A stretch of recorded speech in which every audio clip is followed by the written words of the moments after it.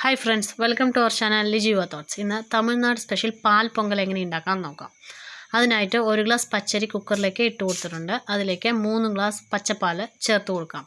പിന്നെ വേണ്ടത് 3 ഏലക്കായ ഇതുപോലെ ഒന്ന് പൊളിച്ച് ഇട്ട് കൊടുക്കാം. പിന്നെ കുക്കർ അടച്ച് പച്ചരി വേകുന്നത് വരെ വേവിക്കാം. ഒരു 3 വിസിൽ ഞാനിവിടെ വിട്ടിട്ടുണ്ട്. അങ്ങനെ വിടുമ്പോഴേക്കും ഇതുപോലെ കട്ടയായിട്ട് കിട്ടിയിട്ടുണ്ട്. അതുകൊണ്ട് തിളപ്പിച്ച 1 ഗ്ലാസ് പാൽ കൂടെ ചേർത്ത് ഈ പരുവത്തിൽ വേണം നമുക്ക് പൊങ്കലിരിക്കാൻ. അതുകൊണ്ട് അതുകൂടെ ചേർത്ത് ഇളക്കാം. ഒരു 1/4 ഗ്ലാസ് പഞ്ചസാര കൂടെ ചേർക്കാം. 1 ഗ്ലാസ് പച്ചരിക്ക് 1/4 ഗ്ലാസ് പഞ്ചസാര മതിയാവും.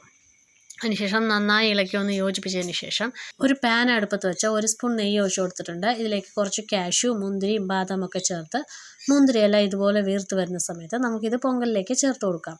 പൊങ്കലിൻ്റെ വേവെന്ന് പറയുന്നത് നന്നായി വെന്തിരിക്കണം. അതുപോലെ ഇതുപോലെയുള്ള പരുവത്തിൽ വേണം നമുക്ക് പൊങ്കൽ കഴിക്കാൻ. കാരണം ആറിയതിന് ശേഷം ഇത് ചെറുതായി ഒന്ന് കട്ടിയാവുന്നതാണ്. മുന്തിരിയും കാഷ്യൂം ബാദാമെല്ലാം ചേർത്ത് ഇളക്കിയതിന് ശേഷം അവസാനമായി ഇതിലേക്ക് 1 സ്പൂൺ നെയ്യ് കൂടെ ചേർത്താൽ സ്വാദിഷ്ടമായ പാൽ പൊങ്കൽ റെഡി. നെയ്യ് കുറച്ച് അധികം ചേർക്കുന്നത് ഇതിന് ഒരു പ്രത്യേക ടേസ്റ്റ് കൊടുക്കുന്നതാണ് കേട്ടോ.